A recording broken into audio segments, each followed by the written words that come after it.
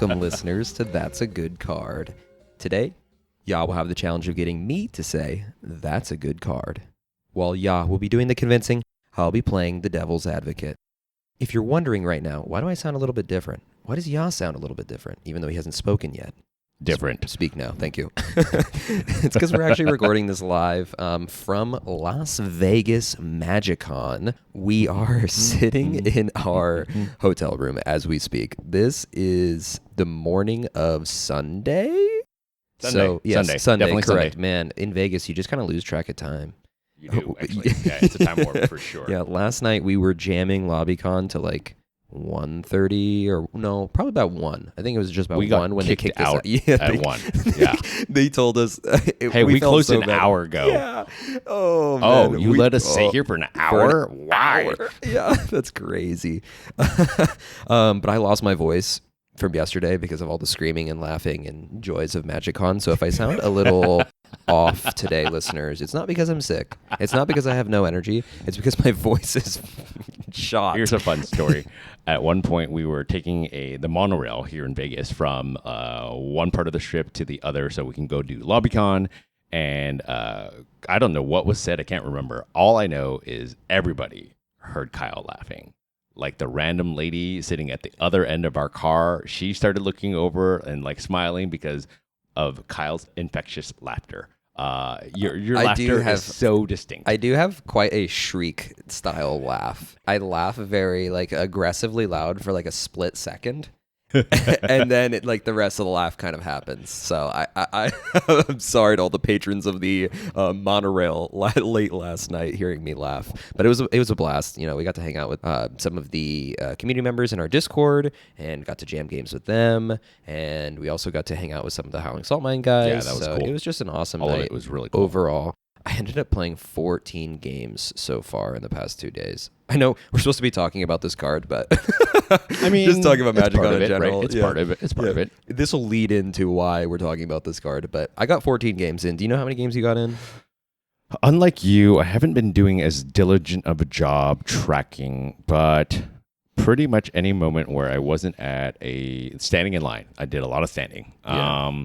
I probably have jammed close to as many games as that. 14 sounds about right for me. Yeah. I've won like a whopping 2. You definitely beat me twice. I think you beat me twice. Now, he was down bad, Yeah. unlucky, but I got a game in against Freedom Waffle and won. Ooh. With 1 life. Wow. With 1 life, that game. Remember? I was in that game. That was an incredible game. I don't know how you pulled that one out, but you got there with 1 life. That's always the best kind of win, where you just like barely scrape one out. For those of you listening and had heard the Patreon content, I actually have been playing Kefka. I've actually almost exclusively been playing Kefka. Yeah, it's awesome. Yeah. I think it's really cool. I like it because it's a Grixis explosive draw commander. Yeah. And you know me as a Corvold pilot, I love explosive draw. So just being able to draw a chunk of cards seems good. But anyway, we're getting off track a little bit. Let's talk about why we're bringing this card. So this card, one of our friends we were hanging out with last night, Thomas, I think we originally met through the Howling Salt Mine Discord. Yep. Was hanging out with us doing LobbyCon and talked our ear off about one particular card. So yeah, take it away. What card are we talking about? The card Thomas wants us to talk about today is Delivery Moogle. It is a 4-cost, 3 generic, 1 white pip creature Moogle. 3 power, 2 toughness. It has flying. When this creature enters, search your library and or graveyard for an artifact card with mana value 2 or less. Reveal it and put it into your hand. If you search your library this way, shuffle. Flavor text. A new letter has arrived just for you. Gupo. Actually, it's like a weird sound. Like it's kind of like this chiming bell. Gupo. Like I can't do it at all. If anybody's played the game, you know what the sound is. It's a Moogle. Cool. Yeah. I have never played Final Fantasy. Don't know dude, anything you're about missing them. out. Sorry to all the Final Fantasy fans. So I'll just take your word for it. That's how it sounds when I read it. I was like, Goopo. Is that pretty good? Yeah, Gupo. Okay. Yeah, sounds good. Less emphasis on the ooh. All right. Which decks are we seeing it in? How many decks are we seeing it in? What do you got? We are seeing this in a whopping. Now, you have to understand that this card is really new. So it's being seen, I mean, literally like 2 weeks old, technically. Yeah. So it's only seeing play in about 32 decks. It's being seen in Derevi, which is the list that Thomas is bringing it from. And then it's already seeing play in Dawnwaker, Zerda. Zerda Dawnwaker. Yep. In a whopping like 2, actually, most of the lists in here are from Zerda. One Heliod list. And then Derevi, and then a Noctis just slotted it in. So and Tivit. And Tivit, yeah, I like that. So I mean, we're probably just going to lead right into to your first point of why we're seeing that conglomeration of decks. I think all of those decks have one particular thing in common, or one card that is very powerful with this card in combination. So yeah, lead us into it. Why are we seeing this card specifically in those types of decks? This card is searching for their combo enabler, right? Like the card that they can combo with. In Zerda, it's going to look for Grim Monolith. That is not the way I thought we were going. I thought your first point was going to be how it works with Kitten. Oh, with Kitten. Oh, with that's with, what I was. Kitten? With Displacer Kitten. Oh, with Displacer Kitten. That was. I see. That's okay. not. You were like, we're going to look for Grim Monolith. Their commanders in general. With Displacer Kitten, Moogle will basically allow you to almost chain fetch. Chain tutor. Yeah, you get to chain tutor, which is pretty sick. The thought process of like having 2 free rocks potentially. So like think like Lotus Petal. Oh, sorry, I'm helping you out. I should shut up. I actually will deliver. You deliver the goods. Yeah, I will deliver too from excited. The words of Thomas. Yes, that's right. Thomas sent you some deets. Okay, he sent me some deets. So essentially, with Displacer Kitten. In Derevi, you're going to be able to basically tutor your creatures to eventually get to Displacer Kitten. If you want the deets, go to the Derevi Discord and ping Thomas. He'll give you that part of the chain. But Moogle is going to go look for specifically after you get Moogle and Displacer Kitten out. You're going to go specifically look for Lotus Petal. Hold Lotus Petal until you can get Displacer Kitten out. Cast the Lotus Petal. Displacer Kitten will flicker Moogle, and then you'll look for Mox Diamond. And then because Moogle lets you search your library or graveyard, huge. You'll sack Lotus Petal at some point for a color, cast the Mox Diamond, trigger Displacer Kitten. It'll get the petal back. And you'll bring the petal back to your hand, cast that. And you'll make infinite mana through Lotus Petal and technically any 0 rock. Yeah. Well, I guess Mox Diamond it has to be because it kills itself, or Mox Diamond doesn't ever enter. It just goes to the graveyard, so then you can search it back up with Moogle. Yeah. So it's similar to it's similar to what Noctis does, but I think the reason you can technically do the same thing with LED, but you'd have to ditch your hand. So if you had an infinite mana sink in the battlefield, you could do it with LED and Lotus Petal. Yeah. I mean, I think it's cool. I think why I like this card is after explaining the line, I just realized that it kind of enables a deck like Noctis to be commander agnostic, right? So if you can get the combo pieces out, you're going to be able to make your infinite mana. Mm-hmm. And then if they can't stop that, eventually then you'll be able to cast Noctis and go through your line. Actually, I guess Noctis still needs Aether Flux. Sorry, I forgot about Aether Flux. Yeah. I tried to forget about Aether Flux. There's probably a line, and commenters, you can help us out there. There's probably a line where you can grab a 2-drop artifact at the end of the line to go search for what you're looking for. It can't be Moonsilver Key. I was thinking originally Moonsilver Key, but that's only mana abilities, I believe. Yes. Damn. There's probably a line. All right, smart people in the comments, let us know. Let us know. Noctis in the chat. Mihaly, a.k.a. Connor, one of our patrons, plays Noctis. So, Connor, tell us if we're cooking or are we not cooking with the Moogle. So, I guess my very first point is like the power of being able to search your graveyard. Because the nice thing about it is it makes it a little bit opposition agent proof, right? Because it's an and or. Yeah. You can search either or, and you're just going to go, I'm only going to search my graveyard. Damn. And so you're go, oh, cool, I'll fail to find there, and then you don't get got. And yeah, so opposition agent still does the job of not like letting you search your library, but like at least they're not looking through your library and not looking through your hand. Yeah. You're getting around at least that real big downside. Yeah. And like the interesting thing too with that is that the combo can be fully executed if you have the pieces already. Yeah. You can still make infinite mana with this combo with an opposition agent on the battlefield if you have Mox Diamond and Lotus Petal already, because you're only searching your graveyard over and over and over again. That's pretty cool. Yep. Yeah. I think it's pretty powerful to like just be able to get it out and go look for. Lately, I've been, and I know you can kind of really relate to this point, is like I've really kind of been drawn to big mana commanders, right? Like, Yeah. Kefka is a 5 cost, right? It's not that easy in CEDH, right? To, okay, my game plan's to maybe get my commander on turn 3. Like, I'm probably dead by then, right? And so if you're in white and you're in a bigger mana value, like commander pile, being able to go fetch for a Grim Monolith type of like big artifact to kind of jumpstart some more mana for you, I think is also really positive. Yeah. No, that's great. I think that's a good point. So your first point being well, I guess your first point was technically the combo potential. Yeah, the combo, yeah. Yeah, first point, combo potential. Second point, you can search graveyards to get around Oppo.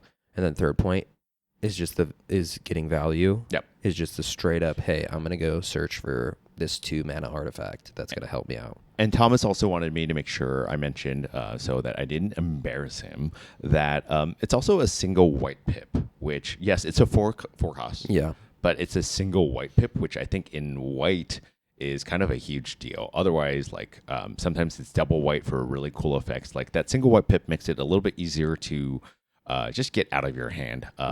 Especially if you're, I think when I really sat down and thought about this, you can potentially see it played in Thrasios Yoshimaru decks. Interesting. Just because as that deck will probably make a lot of mana, and you're looking to spend 4 mana anyways to spin Kinnan. Yeah.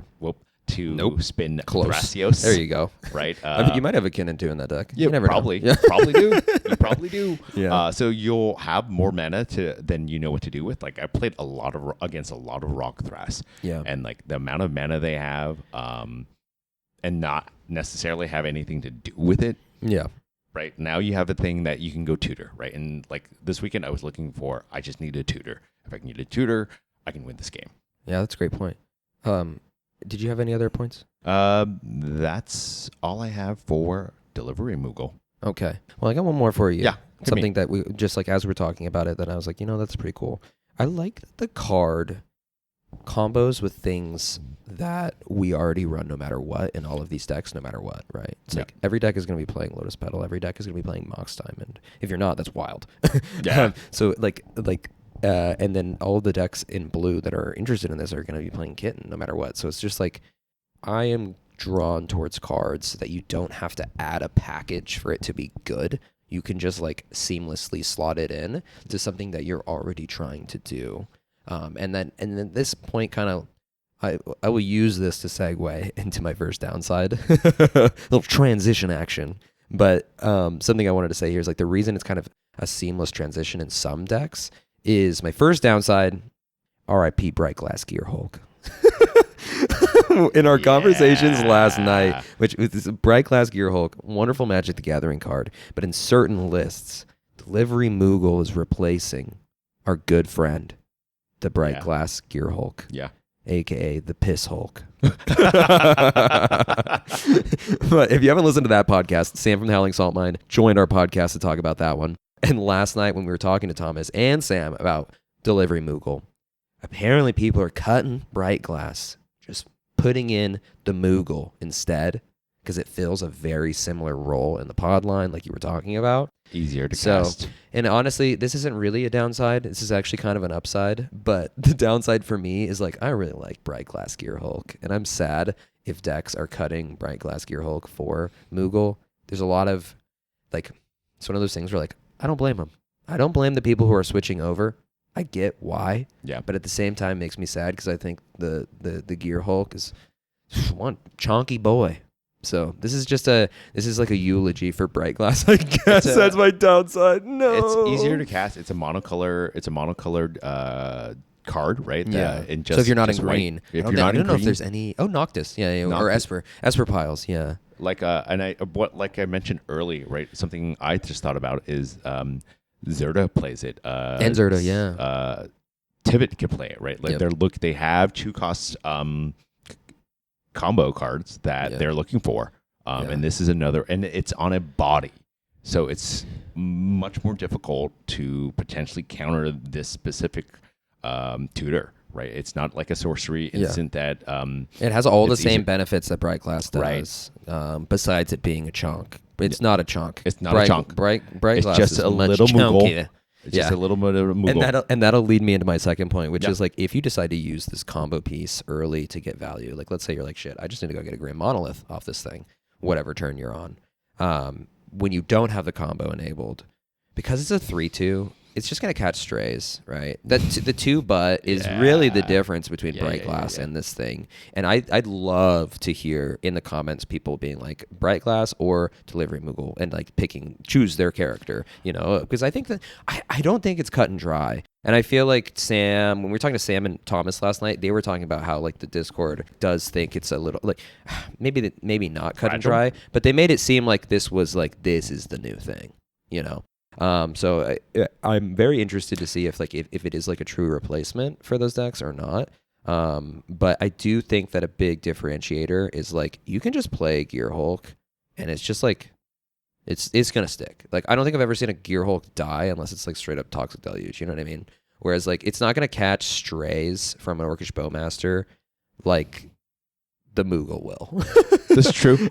And like it's one of those things too, is like if you play something that is notoriously a combo piece early just for quote unquote value, it's going to scare the shit out of people. And that's my third downside is like when you're trying to use it for value early and not have a combo piece, like you don't have the combo to win the game. If you're trying to just play it there, you're going to scare the shit out of everyone at the table. And you're going to give your opponents the like politicking tools against you, because like everybody knows like the classic like quote unquote value, like I'm playing it for value, like like you're just gonna scare everybody if you're playing a combo piece actually for value, So that's my third point is like, yes, it is powerful just in itself that you can just get an ability and not necessarily go for the win with it, or not get an ability. You can get an artifact, right? That might help you in some way, shape, or form. Maybe it's a Graph Digger's Cage to stop a combo that's coming the next turn that you're predicting. I don't know. So I get that, but at the same time, because it is a combo piece inherently, you're going to scare the shit out of everyone at the table, and you could put a target on your back. That's my third downside. Yeah, I can see that. I mean, but I think for a little while, people who aren't listening to this podcast, which there are many, but also we're learning there are... in the world? There's not that many? There are a lot of people who actually listen to us and to kind of talk about the cards we bring. I think for a little while, you'll have Brewer's Advantage. People are not going to necessarily know that this is a combo piece, right? They're going to go, Delivery Moogle. You paid 4, right? For just a tutor, a 2-drop, whatever, right? Like, you might for a little bit, and then once the kitten goes on the stack, you're like, people go, oh, wait a minute. Wait a minute. Whoa.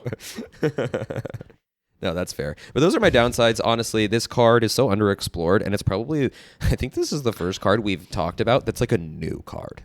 We normally talk about stuff that's like been deep in the time vault, so that we're like pulling back, and people are like, "Oh yeah, CEDH staple back in 2017."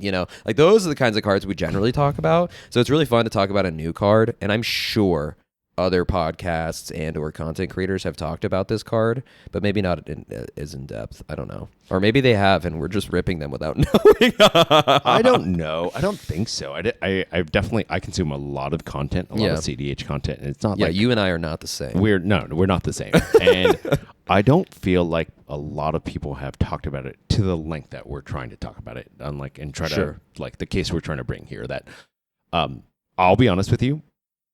This is a Vegas special. This is. I was not necessarily convinced on this card when Whoa. we started. We haven't even done our best points yet. What are we talking about? Let's talk. Let's jump. We're out of sorts as This we is sit. raw. This is We raw. have no notes next to each other. We have no computer screen to help each other. We're just sitting here looking out at the Flamingo Hotel, not sponsored. Check out our Instagram. There will be a clip of Kyle in mid debate. Mid debate. Yeah. Oh, is that why you were filming me? That's Shit. why. Yeah. Why are you filming me? Okay, just kidding. Because the scene is really cool. All right, let's talk about our best points. Yeah, what point of mine do you think is the biggest downside for the delivery Moogle? Let's see. If it were here. a Pokemon, it would make that sound. I Moogle. think that you're right, that eventually this card is going to see a lot more play, and it's going to set off a lot of alarm bells, right? It's going to, and for like really keen opponents that you play against, like they're going to probably go, ooh, that's not good. Like this needs to be taken care of. Yeah. I do think that, and because it was low-hanging fruit, we didn't really touch on it. Like, it's going to set off alarm bells, and you just spent 4 mana. Yeah. Right? You just dumped resources. And like I said, like, yes, sometimes like a Yoshimaru Thrasios pile will be able to just like fight through that with mana, but well, you're not. Yeah, and practically speaking, I mean, my downside I was talking about like it catching strays from an Orcish Bowmaster. Yeah. But at the same, I guess I should correct that. It's like it's going to be targeted. Like it's not catching strays. People are going to, because of my third point, people are going to point to it and be like, "Oh, you have an OBM ping? Shoot the Moogle. Like this is a combo piece. Shoot this thing." You know, this cute, this flying deliveryman. This is delivery Moogle. Do you know what purpose these have in the video games? Exactly that. Oh, it's like they it literally gives you mail. Like it's like a World of Warcraft mailbox. Right. Yes. They send you mail. They send you packages. Yes, that's their thing. Okay. Yeah. Oh, nice. Well, Kupo. Not to be confused with Koopa. What point of mine do you think best supports for why you don't want to play this in the 99? Cut this card. Oh, wait. Yeah, why you No, want to I play said this wrong. Why you want to play this card. I was going to say why you don't want to disappoint Thomas. Oh, yeah. I'm going emotional. You're saying the positive in a negative way here. Mm-hmm. Yeah, the best aspect of this card is the graveyard search. I really like that. Me too. I like that it's using Lotus Petal in Mox Diamond in a cool way. Kind of like how, like the same thing Noctis does with Mox Diamond. Just putting a Mox Diamond in the bin is so funny to me. You don't need a land to pitch. You're not using it how Richard Garfield intended the Mox Diamond to be used, which is kind of cool. Taking the downside. Yeah, you're taking the downside and making it a positive. That's dope. Yeah. I think it's really cool. It's like you're low-key kind of breaking the game a little bit, but in the best way. It's like, let me use this super powerful card. Because it's a super powerful card already, right? Yeah. It's like it's notoriously for being really powerful for one reason, but you're saying, no, I don't care about that reason. I'm going to use it for a completely different way and make it work. And I think that's really cool. Yep. I agree. Cool. All right, Kyle, it's time. Have we convinced you? Is this a good card? I think in like Bant stuff, any kitten deck, like all the decks that we're talking about that we've mentioned that are testing it, I think, yes, it's a good card. I don't think it's going to see play anywhere outside. Like if you're not in blue, if your deck does not run kitten, besides, I guess, Zerda, maybe I shouldn't make that blanket statement then because there's probably some other deck out there. But like, I think that kitten is like the reason that the card is so good. So there is a downside to be said where like if the card just relies so heavily upon another cards for synergy, like maybe it's not the thing. But at the same time, CEDH is all combo based, so it's like whatever. But I think yes. To go back to your point, Thomas, great job. I think Delivery Moogle is a good card. I'll say it right there. Delivery Moogle, that's a good card. Wow, nice. Yeah. Whoa, I'm actually a little surprised. You're surprised? I'm a little surprised because I'm surprised. I got convinced. I convinced myself, and you convinced me that this is actually pretty decent. Now, I do think you have a good point. Do I run, like, okay, it's a good card. Is it a good card for all cards in white or all decks in white? I don't know if I played this not in even Timid fucking Dargo, close. right? Like I don't No, I have a lot of artifacts, but do I really want to sink 4 mana into searching for something like that? I do think it's a good card though. I think another thing that's kind of interesting is like the kitten combo of like playing Teferi kitten. specifically is there's always that one point in the combo where they're like a non-creature, like a Fierce Guardianship can stop you. Yeah. So like you like Teferi on the stack, rough. Fierce Guardianship, right? Or Teferi on the stack, Force of Negation, right? Those are the two that are going to be targeting Teferi, but not other things. I guess there's another Planeswalker one. Swansong is not Planeswalker, right? But it might be Strix Serenade. It's one of those two. I don't have it in front of me, but one of those two hits Teferi. I think it's Strix. Because Strix is creature, artifact, Planeswalker, question mark? I think so. Don't quote correct me. Us in the comments. We don't have Editor Kyle, put it on the screen. Yeah, and put there the it is. correct one on the screen, yeah. please. Yeah, because I think Swan is instant sorcery enchantment. Yes. That sounds right. That sounds right. Yep. But all give birds. Big Two birds. Big bird fans. Two birds. Yeah, two birds. Not to be confused with the one bird. Okay. But what I was saying is like if you have a combo that is double creature based, right? Mm-hmm. I think it's really powerful because the Fierce Guardianship, if you think about it, doesn't really stop the Lotus Petal Mox Diamond line. Yeah. Because if they counter it, like if you have literally anything to cast in that combo, like anything else, like sure, it goes to graveyard, you just redo it again, which is cool. Yeah, it is cool. Yeah. But unless it's like Mindbreak Trap. Obviously, if there's like a Mindbreak Trap. I guess Force of Negation Exiles, never mind. Exiles. No, like, Force of Negation is very good. It literally only stops, or like the only difference between the Teferi line and this is like the Fierce Guardianship. It gets around Fierce Guardianship, and it gets around, there's got to be another thing. I guess Strix Serenade, Strix, yeah. which we don't see very often. I think we should see it more. But Force of Will. What do you mean Force of Will? Right, it gets around it like no, but Force of what I'm trying to say is like what hits Three Fairy, but not. Oh, I see. Moogle. Yeah. You're right. Anyway, okay, cool. All right, that's a good card. Wow, we did it. Wow, we agree. Wow, that's kind of been a first in a long time. Yeah, thank you so much, listeners, for listening to this episode of That's a Good Card, brought to you directly from MagicCon. We really appreciate you. Please direct your attention down below to our links in our description. You'll find our Linktree, which has links to everywhere we post the podcast, whether it's Apple Podcasts, Spotify, or YouTube.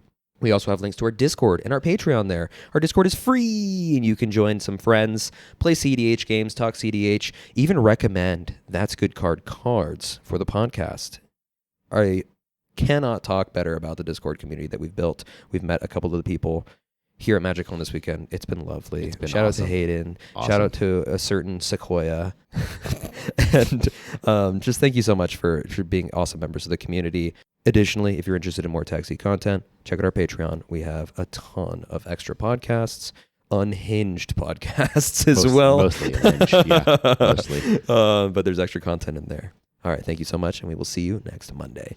Bye. Goodbye.